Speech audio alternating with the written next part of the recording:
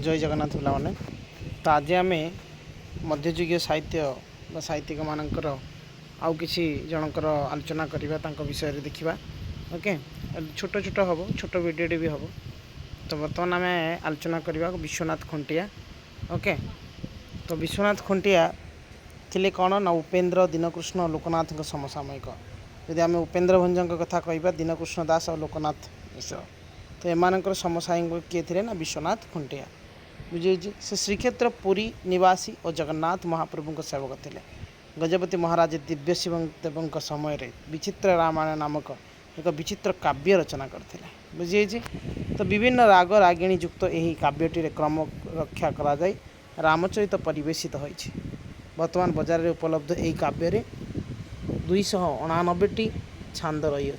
मात्र 237 आलोच्य कवि द्वारा रचित और अन्य 52 है प्रक्षिप्त। यार भाषा सहज सरल, तेणु यार छत्रे छत्रे कोमल कवित्व विलास दृष्टिगोचर हुए। मधुर आलंकारिक काव्यशैली यार अन्यतम विशेषत्व। बुझे पिला मैंने। तेणु आम जो देखा तो ये जो विश्वनाथ खुंटिया से जहाँ भी लिखिं तांकर काव्य केतोटी सब छांद रोचे ना 289। एथिरू कवि द्वारा रचित केते 237। तो कर्ण प्रतिपद छंद माधुरी यहाँ जनप्रियतार शिखर को उन्नति कर। आम देखा कर्ण प्रतिपद छंद माधुरी है यहाँ जनप्रियतार शिखर उन्नति रखी। सी मुझे विचित्र रामायण नामक एक विचित्र काव्य भी से रचना करते है। तेणु विचित्र रामायण अपेक्षा तांकर विशी रामायण नाम यह अधिक परिचित। बुझे ताने यदि क्वेश्चन आसे तो विचित्र रामायण किए लिखी विश्वनाथ खुंटिया है। आउ गोटे अच्छी पिला माने राम क्रोध चौतीसा नामक एक क्षुद्र रचना यहाँ नाम मिले। बुझे तो पिला माने बेसी किसी ना तुम जो जहाँ भी गोटे दुटा आम पढ़ुचु से गोटे दुटा बहुत इंपोर्टेंट रोचे है विषय में। तो तुम विषय गोटे गोटे कई आसो क्वेश्चन किंतु तुमको पढ़ाई हम तुम जान। देन चैतन्य दास एक्चुअली पिला माने तुम सिलेबस ही ना, तेणु या आम लेफ्ट करुँ। ओके, तेणु जदि तुम यहाँ PDF देवी या सहित यहाँ रही तुम जा चेक कर। एबे देखिए आम भूपति पंडित है जो गुड़ाक अच्छी आम से कथा आम पढ़ुचु। भूपति पंडित मध्य राजा दिव्य सिंह देवंकर है समकालीन। से जाति पश्चिम सारस्वत ब्राह्मण है। से तीर्थाटन में ओडिशा आसीथिबा समय गजपति राजा दिव्य सिंह देव कवित्वर परिचय पाइथिले और रथीपुर कटक संपत्ति बाड़ी दान कर रखाई। पुरी जिला जटनी निकट में रथीपुर कटक और गौड़ अवस्थित। बुझीगला। यह मुसलमान और मरहट्टा शासन काल खोर्धा राजा मान राजधानी थिला कौटा जटनी निकट में जो रथीपुर कटक है। तेणु से पुरी रे तत्कालीन जनैक महंत चैतन्य दास द्वारा वैष्णव धर्म रे दीक्षित होते बोली प्रकाश कर स्वग्रंथ प्रेम पंचामृत। बुझे निजस्व ग्रंथ गोटे ग्रंथ अच्छी ग्रंथर नाम हूँ प्रेम पंचामृत। यहाँ कहाँ ग्रंथ है से निज विषय लिखते। तेणु यहाँ हूँ भूपति पंडित मन रखिथ। तेणु यह वैष्णव मान अति आदरणीय ग्रंथ है। तेणु ओडिशा रहिबा परे ओडिशा भाषा शिक्षा करी से रचना करते। 10टी अध्याय समाप्त यह ग्रंथटी दिव्य सिंह देव अष्टम अंक अर्थात है।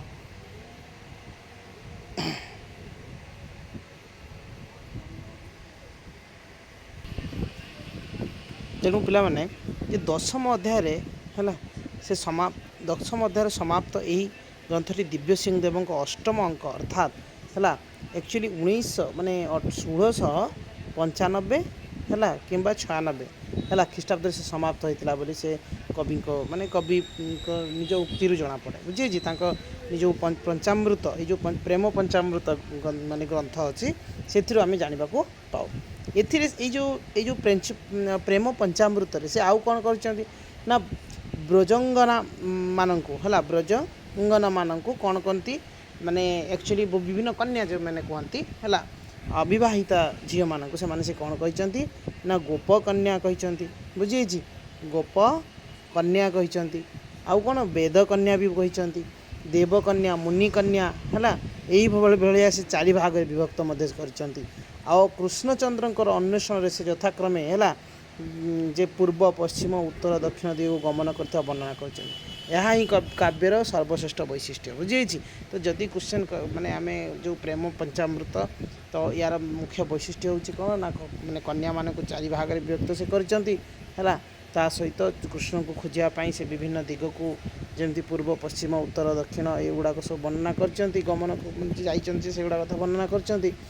କେବଳ ଏଇ ଯେଉଁ ଭାଗବତ ବୀଣାରେ ସେ ଗ୍ରନ୍ଥଟିକୁ ରଚନା କରିନାହାନ୍ତି ବୁଝିଯାଇଛି।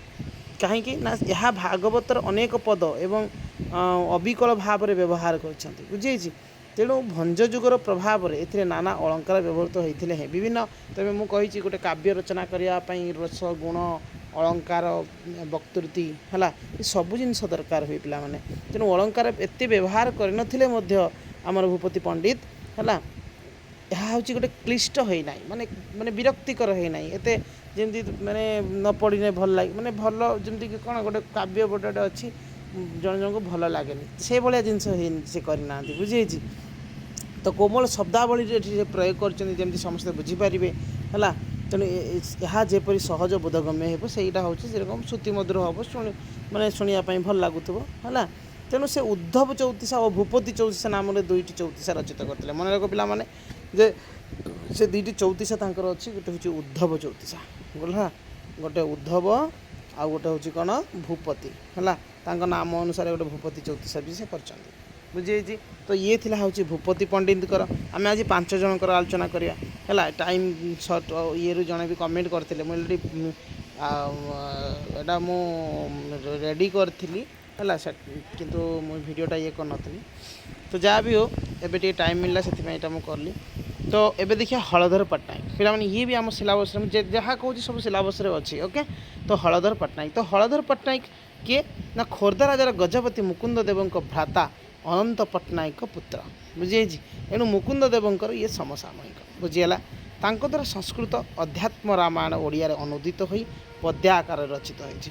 ତେଣୁ ନିଜେ ଭଲ ସଂସ୍କୃତ ଜାଣିନଥିବାରୁ ହେଲା ସେ ରାୟପୁର ଶାସନ ନିବାସୀ ବତ୍ସଳ ଗୋତ୍ରୟ ବ୍ରାହ୍ମଣ ମହେଶ୍ୱର ଆଚାର୍ଯ୍ୟଙ୍କର ସଂସ୍କୃତ ଅଧ୍ୟାତ୍ମ ରାମାୟଣ ବ୍ୟାଖ୍ୟା ଶୁଣି ଏହି ଗ୍ରନ୍ଥଟି ରଚନା କରିଥିଲେ ବୋଲି କବି କ'ଣ ପ୍ରକାଶ କରିଛନ୍ତି। ମାତ୍ର କବିଙ୍କ ଏହି ଉକ୍ତି ଆମକୁ ଦ୍ୱନ୍ଦ୍ୱରେ ପକାଇଥାଏ, କାରଣ ସଂସ୍କୃତ ଓ ଅନଭିଜ୍ଞ କୌଣସି ବ୍ୟକ୍ତି କେବଳ ମୂଳ ଗ୍ରନ୍ଥ ଶୁଣି ଶୁଣି ସଙ୍ଗତି ଓ ସନ୍ଦର୍ଭ ରକ୍ଷା କରି ଏପରି ଗ୍ରନ୍ଥ ରଚନା କରିପାରିବା ସମ୍ଭବ ହୋଇନଥିବାରୁ କବି ସଂସ୍କୃତଜ୍ଞ ପଣ୍ଡିତ ଥିଲେ ବୋଲି ଗ୍ରହଣ କରିବା ଏକାର୍ଥ ଯଥାର୍ଥ ନୁହେଁ। ସାଧାରଣ କଥା ଏଇଟା ଗୋଟେ ମାନେ ଆକ୍ଚୁଆଲି ଯଥାର୍ଥ କଥା ନୁହେଁ ନା ପିଲାମାନେ। ତ ଯଦି ତୁମେ କିଛି ଭାଷା ଜାଣିନ ଯେକୌଣସି ଭାଷା କିନ୍ତୁ ତୁମକୁ କୁହାଯିବ ଯଦି ଯେ ମୁଁ ହେଉଛି ସେ ବ୍ୟକ୍ତି ହେଉଛନ୍ତି ଏଇ ଭାଷାର ପାଣ୍ଡିତ୍ୟ ଲାଭ କରିଛନ୍ତି ଅଧିକାରୀ ସେ ଭାଷାର ନୁହଁ। ଆରେ ବାବୁ ତୁମର କିଛି ଆକ୍ଚୁଆଲି ସାର୍ଟିଫିକେଟ୍ ନାହିଁ ସେ ଭାଷାର ଯେମିତି ଜ୍ଞାନ ନାହିଁ ହଁ ତୁମେ କୌଣସି ପାଠ ପଢ଼ିନ ସେଥିରେ କୌଣସି ଟ୍ରେଣ୍ଡ ନାହଁ କିନ୍ତୁ ତୁମକୁ କୁହାଯିବ ଇଏ ତାହେଲେ ଏଇଟା ପୁରା ଆଶ୍ଚର୍ଯ୍ୟ କଥା ନୁହଁ ନା। ତ ସେଇଭଳିଆ କଥା ଏଠି ସେ କହିଛନ୍ତି। ତେଣୁ ଆମର ଏହି ସମ୍ଭାବନାକୁ ସୁଦୃଢ଼ କରେ ହଣ୍ଟର ସାହେବଙ୍କ ଓଡ଼ିଆ ଇତିହାସ, ଯେଉଁଥିରେ କବି ହଳଧର କାରକା ନାମକ ସଂସ୍କୃତ ଗ୍ରନ୍ଥ ପ୍ରଥମେ ରଚନା କରି ଉଲ୍ଲେଖ କରିଛନ୍ତି ବୁଝିଯାଇଛି। ତେଣୁ ମନେ ରଖ ଯେ ଏଇ ଯେଉଁ ହଣ୍ଟର ସାହେବଙ୍କ ଓଡ଼ିଆ ଇତିହାସ ଯେଉଁଥିରେ କବି ହଳଧର କାରକା ନାମକ ଏକ ସଂସ୍କୃତ ଗ୍ରନ୍ଥ ସେଥିରେ ଅଛି। ତ ପିଲାମାନେ ଅଧ୍ୟାତ୍ମ ରାମାୟଣ ରଚନା କ୍ଷେତ୍ରରେ ଏଇଟି ସର୍ବପ୍ରାଚୀନ ହେଲା। ତାହେଲେ ହଳଧର ପଟ୍ଟନାୟକ କ'ଣ ଲେଖିଛନ୍ତି ଅଧ୍ୟାତ୍ମ ରାମାୟଣରେ କରିଛନ୍ତି। ସରଳ ଭାଷାରେ ଏକ ଜଟିଳ ଦାର୍ଶନିକ ତତ୍ତ୍ୱର ବ୍ୟାଖ୍ୟା କରାଯାଇଥିବା ତାଙ୍କର ଏହି ଗ୍ରନ୍ଥଟି ଓଡ଼ିଶା ପୁରପଲ୍ଲୀରେ ବେଶ ଆଦୃତ। ଏହାର ସୁନ୍ଦରା କାଣ୍ଡଟି କେବଳ ଚତୁର୍ଦ୍ଦଶାକ୍ଷରୀ ବୃତ୍ତରେ ଓ ଅନ୍ୟ କାଣ୍ଡ ନବାକ୍ଷରୀ ବୃତ୍ତରେ ରଚିତ ବୁଝିଯାଇଛି। ଦେନ୍ ହଳଧର ପଟ୍ଟନାୟକଙ୍କର କବି ଗୋପାଳ ଓ ସୂର୍ଯ୍ୟମଣି ଚ୍ୟାଉ ପଟ୍ଟନାୟକ ଅଧ୍ୟାତ୍ମ ରାମାୟଣର ଅନୁବାଦ କରିଥିଲେ ବୁଝିଯାଇଛି। ତ ହଳଧର ପଟ୍ଟନାୟକ ଏ ଯେଉଁ ଅଧ୍ୟାତ୍ମ ରାମାୟଣ ସେ ତିଆରି କରିଥିଲେ ୟାକୁ ମାନେ କ'ଣ କରିଥିଲେ ଅନୁବାଦ କରିକି କିଏ ଆଉ ଜଣେ କରିଥିଲେ କବି 2 ଜଣ ନା ଜଣେ ଗୋପାଳ ଆଉ ଜଣେ ସୂର୍ଯ୍ୟମଣି ଚ୍ୟାଉ ପଟ୍ଟନାୟକ ବୁଝିଗଲା। ତ ଗୋପାଳ ଜାତିରେ ତେଲେଙ୍ଗା ଥିବାରୁ ତାଙ୍କୁ ତେଲେଙ୍ଗା ଗୋପାଳ କୁହାଯାଏ ବୁଝିଯାଇଛି। ଠିକ୍ ଅଛି। ସେ ମୂଳ ଗ୍ରନ୍ଥଟିର ଆକ୍ଷରିକ ଓଡ଼ିଆ ରୂପାନ୍ତର ନ କରି କେବଳ ମୂଳ ଗ୍ରନ୍ଥର ସାର ସଂଗ୍ରହ କରି ନିଜ ଗ୍ରନ୍ଥଟିରେ ସୃଷ୍ଟି କରିଥିଲେ। ମାନେ ଟୋଟାଲ୍ ବହି ପଢ଼ିବ ସେ ସାରମର୍ମ ଯେଉଁଗୁଡ଼ାକ ଅଛି ଯେମିତି ଆମେ ଗୋଟେ ଷ୍ଟୋରି ପଢ଼ୁ ତା ଆଗରୁ ସାରମର୍ମ ଲେଖା ହେଇଥାଏ ତା ମାନେ ସାର୍ମାନେ କୁହନ୍ତି ତାପରେ ବିଷୟଟାକୁ ଆମେ ଆରମ୍ଭ କରୁ ନୁହେଁ। ସଂକ୍ଷିପ୍ତ ଆକାରରେ ସେ ସେଇଠୁ ଆଣିକି ମାନେ ଅଧ୍ୟାତ୍ମ ରାମାୟଣରୁ ଆଣିକି ସେ କ'ଣ କରିଥିଲେ ଗୋପାଳ ମହୋଦୟ କ'ଣ କରିଥିଲେ ନା ତାଙ୍କ ଗ୍ରନ୍ଥରେ ସେ ରଚନା କରିଥିଲେ।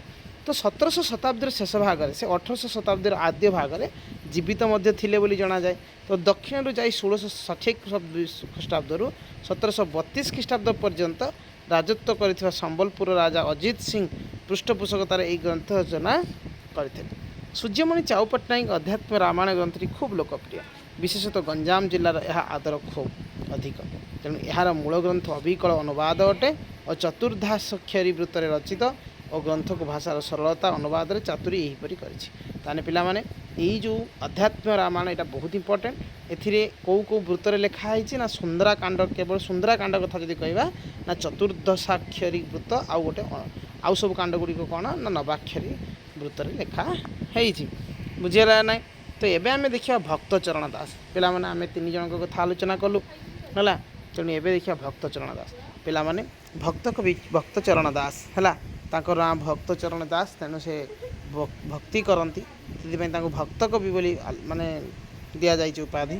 ସମ୍ଭବତଃ 1729 ହେଲା, 1729 ଖ୍ରୀଷ୍ଟାବ୍ଦରେ ସେ କ'ଣ କରିଥିଲେ, ପୁରୀ ଜିଲ୍ଲାର ରଣପୁର ଅଞ୍ଚଳରେ ଭୂମିଷ୍ଠ ହୋଇଥିଲେ ହେଲା। ଗାର୍ହସ୍ଥ୍ୟ ଜୀବନରେ ତାଙ୍କର ନାମ ଥିଲା ବୈରାଗୀ ଚରଣ ଓ ସନ୍ନ୍ୟାସ ଗ୍ରହଣ କରିବା ପରେ ସେପରି ଭକ୍ତଚରଣ ନାମରେ ପରିଚିତ। ବୁଝିଯାଇଛି? ତାଙ୍କ ରଚନାବଳୀ ତାଙ୍କ ବିଷୟରେ ବିଶେଷ କିଛି ଜାଣିବାକୁ ମିଳେ ନା। ସେଥିରେ ମଧ୍ୱାଚାର୍ଯ୍ୟ ସମ୍ପ୍ରଦାୟର ବୈଷ୍ଣବ। ତାଙ୍କର ଆରାଧ୍ୟ ଦେବତା ଥିଲେ ବୃନ୍ଦାବନ ଚନ୍ଦ୍ର ହେଲା। ସେ ଅପୂର୍ବ କବିତ୍ୱର ଅଧିକାରୀ ଥିଲେ। କିଏ? ବୃନ୍ଦାବନ ଚନ୍ଦ୍ର। ତାଙ୍କ ଲେଖନୀ ନିଶ୍ଚିତ ହୋଇଥିଲା ମଥୁରା ମଙ୍ଗଳ ହେଲା। କିଏ? ଏଇ ବୃନ୍ଦାବନ ଚନ୍ଦ୍ର। ବୁଝିଯାଇଛି? ଭଲକି ଆଉ ଥରେ ଶୁଣ ଯେ ଏଇଟା ଆଉ ଥରେ ମୁଁ କହୁଛି, ସେ ଥିଲେ ମଧ୍ୱାଚାର୍ଯ୍ୟ ସମ୍ପ୍ରଦାୟର ବୈଷ୍ଣବ। କିଏ? ଭକ୍ତଚରଣ ଦାସ। ତେଣୁ ତାଙ୍କର ଆରାଧ୍ୟ ଦେବତା ଥିଲେ କିଏ? ବୃନ୍ଦାବନ ଚନ୍ଦ୍ର। ସେ ଅପୂର୍ବ କବିତ୍ୱର ଅଧିକାରୀ ଥିଲେ। କିଏ? ଭକ୍ତଚରଣ ଦାସ ହେଉଛି କବିତ୍ୱର। ତାଙ୍କ ଲେଖନୀ ନିଃସୃତ ହୋଇଥିଲା ମଥୁରା ମଙ୍ଗଳ, ଗୋପ ମଙ୍ଗଳ, ମନୋଶିକ୍ଷା, କଳା କଳେବର ଚଉତିଶା, ମନୋବୋଧ ଚଉତିଶା ଇତ୍ୟାଦି ହେଲା। ଭକ୍ତଚରଣ ଦାସ ଲେଖିଥିଲେ। ଏତଦ୍ ବ୍ୟତୀତ ତାଙ୍କ ଦ୍ୱାରା ବୈଦ୍ୟଶାସ୍ତ୍ର ଶୀର୍ଷକ ଏକ ଗ୍ରନ୍ଥ ରଚିତ ହୋଇଥିବା ଜଣାଯାଏ। ଗୋପମଙ୍ଗଳ ବୈଦ୍ୟଶାସ୍ତ୍ର ଗ୍ରନ୍ଥ ଦ୍ୱୟ ଅଦ୍ୟାବଧି ଅପ୍ରକାଶିତ। ମଥୁରା ମଙ୍ଗଳ କବିଙ୍କର ଶ୍ରେଷ୍ଠ ରଚନା ହେଲା। ମଥୁରା ମଙ୍ଗଳ ବୁଝିଯାଇଛି? ତ ମଥୁରା ମଙ୍ଗଳ କବିଙ୍କର ସର୍ବଶ୍ରେଷ୍ଠ ରଚନା। ତ ମଥୁରା ବା ପକ୍ଷାନ୍ତରରେ ପୃଥିବୀର ହେଲା ମଙ୍ଗଳ କାମନା କାବ୍ୟକାରଙ୍କ ଲକ୍ଷ୍ୟ ଥିବାରୁ ଏହାର ଏପରି ନାମକରଣ ହୋଇଥିବା ମନେ ହୁଏ। ବୁଝିଗଲା ନାହିଁ ପିଲାମାନେ? ଟିକେ ଖାଲି ତେଣୁ କୃଷ୍ଣ ମଥୁରାକୁ କଂସକୁ ବିନାଶ କରି ସେଠାରେ ଶାନ୍ତି ପ୍ରତିଷ୍ଠା କରିଛନ୍ତି। ଶୀଘ୍ର ଗୋପପୁର ଫେରି ଆସିବା ପାଇଁ ହେଲା ଆସିବାର ପ୍ରତିଶ୍ରୁତି ପାଳନରେ ବିଳମ୍ବ ହେବାରୁ ଉଦ୍ଧବ ଦ୍ୱାରା ଗୋପପୁରକୁ ସମ୍ବାଦ ପ୍ରେରଣ କରିଛନ୍ତି। ଏହା ହିଁ ଦୀର୍ଘ 30ଟି ଛାନ୍ଦରେ ବିବୃତ ଏହାର କଥାବସ୍ତୁ। ବୁଝିଯାଇଛି? ତେଣୁ ଭାଗ ବିଗ୍ଧତା ଭକ୍ତି ପ୍ରାଣତା ଏହି ଭକ୍ତ କାବ୍ୟର ରଚନା ଶୈଳୀକୁ ନିୟନ୍ତ୍ରିତ କରିବାର ଲକ୍ଷ୍ୟ କରାଯାଏ। ରୀତିଯୁଗୀୟ କାବ୍ୟ ଭଳି ଏଥିରେ କଳ୍ପନାର ଚମତ୍କାରିତା ପରିଦୃଷ୍ଟ ହୁଏ।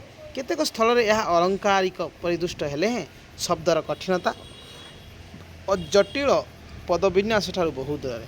ଶବ୍ଦ ସରଳତା ଓ ପଦଲାଳିତ୍ୟ କବିଙ୍କ କାବ୍ୟ ଗଠନର ଏକ ପ୍ରଧାନ ବିଶେଷତ୍ୱ। ଏହା ଏକାଧାରରେ ବାତ୍ସଲ୍ୟ, ଭକ୍ତି, କରୁଣ, ଶାନ୍ତ, ଶୃଙ୍ଗାର ରସରେ ସମୃଦ୍ଧ। ତାଙ୍କର ଯେଉଁ ମଥୁରା ମଙ୍ଗଳ ଏଇଥିରେ ଭରି ହେଇକି ରହିଛି। ତେଣୁ ଏହି କାବ୍ୟର ପ୍ରେମ ଭକ୍ତି ମାର୍ଗ କବି ଜ୍ଞାନ ଠାରୁ ପ୍ରେମର ଶ୍ରେଷ୍ଠତ୍ୱ ପ୍ରତିପାଦିତ ହେଉଛି। ତେଣୁ ଭକ୍ତ କବିଙ୍କ ଗୋପମଙ୍ଗଳ କାବ୍ୟରେ ଗୋପଲୀଳା, ଗୋପକଳି କେଳି, ବୃନ୍ଦାବନ ଲୀଳାର ଗୁଣ କୀର୍ତ୍ତନ କରାଯାଇଛି। ଭଲକି ମନେ ରଖିଥିବ ଏଇଟା। ତ ବାଲ୍ୟକାଳରେ ହେଲା ଶ୍ରୀକୃଷ୍ଣଙ୍କ ଗୋପପୁରରେ ଯେଉଁ ହିତକର କାର୍ଯ୍ୟମାନ କରିଥିଲେ ଏଥିରେ ସେସବୁ ବର୍ଣ୍ଣନା ଥିବାରୁ ଏହାର ନାମକରଣ ଏମିତି ମଥୁରା ମଙ୍ଗଳ ହେଲା। ବୁଝିଯାଇଛି? ଦେନ୍ ମନୋଶିକ୍ଷା ଗ୍ରନ୍ଥରେ ଶ୍ରୀକୃଷ୍ଣ ଶ୍ରୀ ଚୈତନ୍ୟଙ୍କୁ ବୈଦ୍ୟ ରୂପେ ଚିତ୍ରଣ କରାଯାଇ ଉପମା ଛଳରେ ବହୁ ରୋଗ, ସେଗୁଡ଼ିକର ଚିକିତ୍ସା ପ୍ରଣାଳୀ, ସେଥିରେ ଔଷଧର ବ୍ୟବସ୍ଥା ଇତ୍ୟାଦି ବର୍ଣ୍ଣନା କରିଛନ୍ତି। ଯେମିତି କଳା କଳେବର ଚଉତିଶା ସେ ତାଙ୍କରି ହେଲା ଚଉତିଶା ରୀତିରେ ରଚିତ ଏହି ରସର ସର୍ବଜନା ଦ୍ରୁତ କବିତା। ବଳରାମଙ୍କ ସହିତ କୃଷ୍ଣ ଗୋପଦାଣ୍ଡରେ ମଥୁରା ଯାତ୍ରା କରିବା ବେଳେ ଗୋପୀମାନଙ୍କର ମୁଗ୍ଧ ଦୃଷ୍ଟିରେ କୃଷ୍ଣଙ୍କ ରୂପ ବର୍ଣ୍ଣନା ଏହି ଚଉତିଶା ବିଷୟବସ୍ତୁ। କବି କବିତ୍ୱ ଓ ପଦସଂଯୋଜନା ହେଲା କଳ୍ପନା ବିଳାସ, ସ୍ୱାଭାବିକ ବର୍ଣ୍ଣନା ଚାତୁରୀ ବାସ୍ତବିକ ଅତୁଳନୀୟ।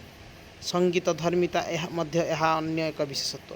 ମନୋବୋଧ ଚଉତିଶା କବିଙ୍କ ଆଉ ଏକ କ'ଣ ନା ବହୁଜନ ପ୍ରିୟ ଚଉତିଶା। ମନେ ରଖ, ମନୋବୋଧ ଚଉତିଶା ମାର୍କେଟରେ ବି ମିଳୁଛି ଆଭେଲେବୁଲ୍ ହେଲା। ସେ ଭକ୍ତଚରଣ ଦାସ ଲେଖିଥିଲେ। ବୁଝେଇଛି? ତେଣୁ ପିଲାମାନେ ଏହା ଏକ ଦାର୍ଶନିକ ଓ ତତ୍ତ୍ୱପୂର୍ଣ୍ଣ କବିତା ଯେଉଁଥିରେ କବି ମନକୁ ଉପଦେଶ ଶୁଣାଇଛନ୍ତି।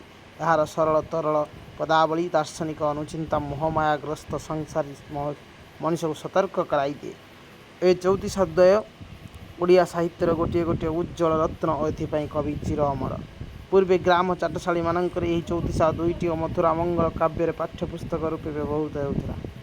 तेणु कवि 84 वर्ष बयस श्रीक्षेत्र पुरी ठार परलोक गमन करते बुझे तेणु घर भी से पुरी है। तेणु सब बुझीपार। नेक्स्ट हूँ आम ब्रजनाथ बड़जेना आम आलोचना करवा है। माधव मानसी कथा आलोचना करवा बुझेगा नहीं पिला माने। तो ब्रजनाथ बड़जेना है। तो पिला माने ब्रजनाथ बड़जेना है रीति जुगर अन्यतम श्रेष्ठ कवि। से 1730 ख्रीष्टाब्द ढेंकानाल जन्मग्रहण करते और 1800 ख्रीष्टाब्द शरीर त्याग करते मन रहा। तो तांका पितांका नाम बालंकेश्वर पट्टनायक बड़जेना ब्रजनाथ राजदत्त उपाधि है। तो ब्रजनाथ थिले बहुमुखी प्रतिभार अधिकारी। से एकाधारे कवि शिल्पी वैद्यशास्त्र निपुण ज्योतिष शास्त्र धरीण संगीतज्ञ बहुशास्त्रविद। से साहित्य सृष्टि करने संगे संगे है तोलिका द्वारा अति सुंदर चित्रपट अंकन कर सिद्ध हस्त थे। पुणी से हाथीदांत तालपत्र बाउंशपत्र बौल मंजी अभ्र कचकड़ा उपर चित्रांकन कर रचना गुड़िक हो काव्य संग्रह कोकिला नील निधि विदेश अनचिंता दशपुई गोपी विलास श्याम रसोत्सव विचक्षणा अंबिका विलास और समर तरंग बुझे। देन से कह क्षुद्र कविता किसी अच्छी जमती चंडी मालाश्री है। ये सब मन रखते हो पिला माने। आसीबो क्वेश्चन राजन को छल भक्ति राजसभा केतोटी जनाण और संगीत आउ गद्य किसी अच्छी जोटा कि चतुर विनोद आ हिंदी रचना गुंडीचा विजय एवं संस्कृत रचना होची मनोदूत है। तो ये सब अच्छी। देन केली कलानिधि कविंकर एक श्रेष्ठ विशिष्ट रचना यही काव्यटी यहाँ हूँ गोटे काव्य है। काव्यटा को मन रख केली कलानिधि बहुत इंपोर्टेंट। तेणु मु क्वेश्चन निहाती भाव में आनमी है। या समस्त मुझे कहनी मध्ययुग साहित्य पर क्वेश्चन आसो है। क्वेश्चन आसो भी एलडी की थी पढ़ापढ़ी करूँ है किसी दिन भर क्वेश्चन आसो। तेणु यही काव्यटी 16 छांदे समाप्त उपेन्द्र भंजक प्रेम शोभानिधि है। उपेन्द्र भंजक कौन प्रेम शोधानिधि अनुकरण एटा लिखित ताकू अनुकरण कराई कला केली कलानिधि लिखाई। तेणु रीतिजुगर आदर्श रचित यही काव्यटी स्थल विशेष उपेन्द्र भंजक मध्य अतिक्रम कर जाइछि। श्याम रसोत्सवर 12टी छांद स्थान पाई है और 100 अक्षर नियम श्रीमद् भागवत और रास पंचाध्याय कथावस्तु आधार रचित। ग्रंथर शेष गोपी भक्तर उत्कर्ष प्रतिपादित होती। अंबिका विलास काव्यटी अवर्ण नियम रचित मन रख यहीगुड़ाक बहुत इंपोर्टेंट जे अंबिका विलास यही जो काव्यटी कौ वर्णर आरंभ होती बुझे। तापर शिव पार्वती विवाह यही काव्यर उपजीव्य विषय वस्तु। यह केन्दुझर राजा प्रताप बलभद्रभंजक नाम भणित होइथिबारु कई ये ग्रंथर रचयिता भाव में ग्रहण करते। किंतु कवि निजर अन्य एक कृति राजसभार यह निज रचना बोली कहिछंती समर तरंग यही समर काव्य। तो एथिरे 1781 ख्रीष्टाब्द ढेंकानाल नरपति है और मरहट्टा मानक मध्य होइथिबा युद्धर वर्णना रही। ग्रंथटी सरस सुंदर हो पारि कवि वर्णना चातुरी प्रतिभा जो गुंडीचा विजय तांकर एक हिंदी रचना जो जगन्नाथ महाप्रभु को गुंडीचा यात्रार वर्णना रही। तेणु पिला माने विचक्षणा एक काल्पनिक काव्य ये सब गुड़िक मन रखते तुमको सर्ट नोट करार पड़े। पुणी या भर कुछ सर्टकट सब जिन तुमको पढ़ीदेव थे सर्ट नोट कर देन जा ठीक मन रही बुझे। थे पूरा भिडियोटा को लास्ट पर्यटन देख सेटा को देखिए जोटा देख पिला इंपोर्टेंट कौन से निहाती इंपोर्टेंट है। तो 10 छांद विशिष्ट यही काव्यटी असंपूर्ण बुझे संपूर्ण भी ना बुझे। तेणु ब अक्षर को प्रतिपादर आद्य रखा जाए यहाँ रचित। तो विचक्षणा प्रथम अक्षर ब तेणु विचक्षणा।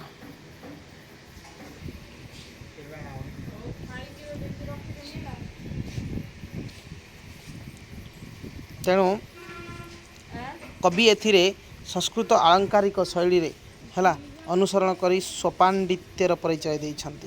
तेणु पिला माने चतुर विनोद है कविंकर आउ एक गद्य रचना मन रखिथिबो।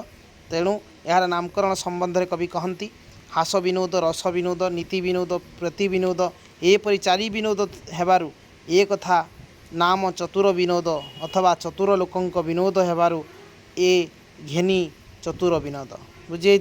तेणु चतुर विनोद रे बुझीपार कौन कौन केतरा 4टा विनोद लिखाई बुझे। हास रस प्रीति नीति बुझे मन रहा। हास रस प्रीति नीति है हरनिप्री है तापर पे मैंने गद्य लिखित हेले हैं यह रचना शैली पद्यात्मक यहाँ गद्य सीना किंतु पद्यात्मक तो रीतिकालीन कवि मान रचनावली सिंह रस सिंह कौन श्रृंगार रस प्रधान है भली यह श्रृंगार रस प्रधान कविंकर बहु भजन जना ना जना जाए ये जो ये किंतु बहु कष्ट मात्र 15टी भजन जनान संग्रह कर ब्रजनाथ ग्रंथावली स्थानित कर सुयोग्य संकलन स्वर्गत सुधाकर पट्टनायक है तो विभिन्न भक्त जड़ान आणिकी ब्रजनाथ ग्रंथावली से रखिंट जमीक ब्रजनाथर विभिन्न जिनस आणिकी से पुट कर गोटे बही कर सुधाकर पट्टनायक है तेणु लास्ट हूँ आज आम देखा कौन ना अभिमन्यु सामंत सिंगार पिला माने यांक उपरे बहुत क्वेश्चन आसे तो मैंने जानी यांक सब कवि माने कविता सब आम पढ़ू है कौन ना आम बही मानक आम माने क्लास बही मानक आम पढ़ू अभिमन्यु सामंत सिंगार लिखि बही गुड़िक आम पढ़ू किंतु पिला माने तुम मैंने मन रख ये बहुत बहुत इम्पोर्टेंट तेणु अभिमन्यु सामंत सिंगार आम पढ़ा जे कौन कौन से सब लिखिं इम्पोर्टेन्स है सब ये तेणु आम देखा अभिमन्यु सामंत सिंगार जिला एक्चुअली कौन ना अविभक्त कटक जिला और वर्तमान जाजपुर जिलार बालिया ग्राम एक अभिजित खंडायत परिवार जन्म ग्रहण करते तेणु प्रेम चिंतामणिर है कवि प्रदत्त बरणी अनुसार से 1760 ख्रीष्टाब्द फेब्रुआरी 23 तारिख भूमिष्ठ होते मन रहा ये डेट गुड़िक टी मन रखिए पे आम आज जी 6टा खंडे कविंर नाम कहलु बहुत कविंर नाम ना एक्चुअली है बही में तेणु तेणु तो मैंने यहाँ पढ़ुव पे तेणु निहाती भाव में आसब ओके तेणु सबू ये तो ना तुम देख जे समस्त ना माने कौटी जन्म ग्रहण करते केबे करते है किसी जनकर अच्छी आम से गुड़ाक बहुत इंपोर्टेंट भी अच्छी है तो तांको पिता इंद्रजित सामंत सिंहार है और माता तुलसी देवी तांको पिता बालिया जमीदार थिले सदानंद कवि सूर्य ब्रह्मा थिले अभिमन्युकर शिक्षा गुरु और दीक्षा गुरु बुझे ताने किए थे अभिमन्यु सामंत सिंहार शिक्षा गुरु बा दीक्षा गुरु ना कवि सूर्य ब्रह्मा है सदानंद कवि सूर्य ब्रह्मा तेणु बाल्यकाल अभिमन्युकर कवित्वर स्फुरण घटी से मात्र 12-14 वर्ष बयस बाघ गीत चढ़ई गीत है और बोलू हूँ गीत आदि केतोटी गीत रचना करते रचनावली मध्य प्रेम चिंतामणि है प्रेम कला रसवती सुलक्षणा है देन विदग्ध चिंतामणि यही विदग्ध चिंतामणि आसला तो इत्यादि केतोटी पौराणिक आख्यायिक काव्य प्रधान एतद व्यतीत बहु गीति कवितार है रचयिता मध्य जीवन शेष भाग से केतेक भजन जनान मध्य रचना करते 1806 ख्रीष्टाब्द तांकर देहांत होता प्रेम चिंतामणि एक पौराणिक काव्य है ताने कौन कहनी प्रेम चिंतामणि तांकर पौराणिक काव्य ये ओडिया रीति साहित्य तथा वैष्णव साहित्य भंडार एक समुज्ज्वल रत्न यह 68 छांदे समाप्त श्री राधांक विचित्र प्रमानुभवी है एक काव्यर विषय वस्तु श्री राधांकर कृष्ण राग को अति जीवंत भाव में कवि वर्णना कर नायक नायिका भेद 64 कामकला 16 श्रृंगार माधुर्य भक्ति आदि केतेक वैष्णव दर्शन परिवेशित होती फल गौड़ीय वैष्णव धर्म दर्शन सृष्टि यह खूब गुरुत्वपूर्ण यही विभिन्न राग रागिणी रचित कौन प्रेम चिंतामणि आउ कौन विभिन्न श्रृंखला नियम चित्रबंध अलंकार इत्यादि द्वारा यही रीति रूप देवारे प्रशंसनीय कार्य करिसेंति तो पिला माने आउ गोटे आम देखा आउ गोटे बही तांकर प्रेम कला है से प्रेम कला भी लिखिं ये गोटे काव्य है यार छांद हूँ 64 तो यह अवधि अमुद्रित है तेणु यार नायिका प्रेम कला देवी कृपारू नायक श्याम सुंदर को स्वामी रूपे पाई बुझीगला युवा टे मन रखिए जो जो कविंर ये सब एक्सप्लेन कर गोटे काव्यर किसी किए नायक किए नायिका ये सब भी टे मन रखिए तापर से विच्छेद घटी अन्यान्य रीतियोग्य काव्य भली प्रेम प्रणय मिलन विच्छेद एवं काव्यर कथावस्तु मुख्य स्थान अधिकार कर अन्यतम काल्पनिक काव्य रसवती है 32 गोटी छांदे रचित आउ लावण्यवती अनुकरण रचित बुझे ये हूँ कौन ना जो रसवती लावण्यवतीर अनुकरण यहाँ रचित होती रसवतीटा बुझे तेणु एपरिक लावण्यवती घटनावली सहित यार घटनावली मध्य समता रक्षा करे और अंग देश राजकन्या रसवती स्वयंवर सभारे मालव राजा को स्वामी रूपे से वर्णन कर बुझीगला। मात्र पक्ष चित्रसेन राजा को अपहरण कर नायक नायिका मध्य विरह वेदना सृष्टि होती। तापर किछि दिन पर हंस दूत साहाय्य से माने परस्पर स्थिति जानीपार शेष में हंस राजा पीठी बसाई नहीं रसवती सहित मिलन कराई बुझीगला। पूरा माने ये बहीटा है बुझीपार। तेणु ये काव्यर ऋतुवर्णना से उपेन्द्र भंजन को मध्य पदे पदे अनुसरण करती। सुलक्षण काव्यटी पौराणिक विषय वस्तु को नहीं रचित। पिलामाने क्वेश्चन एमती आसीबो जे निम्नलिखित काव्य मानक मध्यरु हैला कौटी पौराणिक काव्य विषय वस्तु नहीं रचित बुझे। तो सुलक्षण भाई एमानक सब दे देथिबो से देथिबो निम्नलिखित मध्यरु हैला एटा माने कौटा अभिमन्यु सामंत सिंहारंकर बुझे। तो ये भाया क्वेश्चन आसीबो तुम मैंने देखिबो हैला। तो सुलक्षण वेरी वेरी इंपोर्टेंट। तेणु दुर्योधन कन्या सुलक्षणा सहित श्रीकृष्ण पुत्र सांबंक प्रणय कहानी होउछि एक काव्यर विषय वस्तु बुझीगला।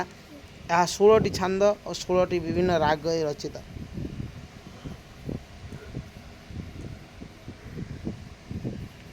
लास्ट आम देखा जे आउ गोटे काव्य अच्छी जार नाम हूँ विदग्ध चिंतामणि।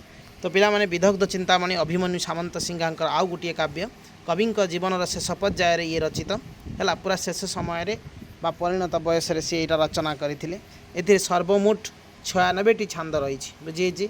तथापि यह असंपूर्ण तथापि यह सरी ना आहरी छांद जोड़ाई पारि था किंतु तापर शुणा को मिले जे कवि यहाँ 108 छांदरे है समाप्त करिवार अभिलाष पोषण करते। मात्र काव्यटी संपूर्ण करने पूर्व वृंदावन यात्रा पथरे 1804-6 ख्रीष्टाब्द से परलोक गमन करते बुझीगला। से तैयारी करने पूर्व से चलीगले। तेणु श्रीकृष्ण बाल्यलीला जशोदांकर श्रीकृष्ण प्रति वात्सल्य भाव राधाकृष्ण कृष्ण चंद्रावली प्रेमलीला और कृष्ण राधिका प्रेमलीला राधाकृष्ण मध्य मनमालिन्य पौर्णमासीर मध्यस्थता शेष राधा कृष्ण माना मिलनादि प्रसंग ए वर्णित। अन्य भाषा अप्राकृत प्रेममूर्ति राधा हरि अव्यक्त है प्रेमलीला ए व्यक्त शब्द विन्यास छंद लालित्य प्रकाश भंगी वर्ण चातुरी कवि स्वतंत्र परिसुष्ट। तो यही काव्य संबंध में स्वर्गत ऐतिहासिक जगबंधु कहती कवि भाषा सरल सुंदर भावगर्भक कवि विदग्ध चिंतामणि सर्वापेक्षा उत्कृष्ट अविदग्ध चिंतामणि भक्ति सामृत परिपूर्ण। तो पिला माने ये थिला होमर कौन ना अभिमन्यु सामंत सिंगार विषय तो आम देखिल जे से टी रोमांटिक कवि भी आम कहीपर कहीं से देख तर विषय आम जापारचु जे विदग्ध चिंतामणि आउ कौन रसवती है प्रेम कला प्रेम चिंतामणि विदग्ध चिंतामणि ये सब जिनस लिखिं है सब नायक नायिका उपरे माने सब ये लिखिं ताने एठू आम जापारचु जे अभिमन्यु सामंत सिंगार जने विशिष्ट ज्ञानी पंडित आउ कवि एवं से काव्य रचनार है कौन माहिर आम जाना पाइलु बुझे। तेणु पिला माने से बाघ गीत चढ़ई गीत भी लिखती विभिन्न गीत से लिखती। तो मायाधर मानसिंह को आम प्राय तो आम स्कूल पढ़ला बेलू आम जाचु है मायाधर मानसिंह को जे विषय आम पढ़ुचु बुक्स बुझे। तो सेठू तुम्हें भी जापर कवि परिचय विषय किसी जहाँ भी हो पिला माने आज आम 6टा माने 6टी कवि विषय आम जानिलु अल्प बहुत कहा जाचु। तेणु पिला माने निहाती भाव में बहुत इफेक्टिव हम ये वीडियो शेष पर्यटन देखिए और सांग मानक निहाती शेयर करेंगे और जो मैंने आम चैनल नुआ से निहाती भाव में सब्सक्राइब करेंगे जमती कि आमर नुआ वीडियो पहुँची आप। Thank you. जय जगन्नाथ।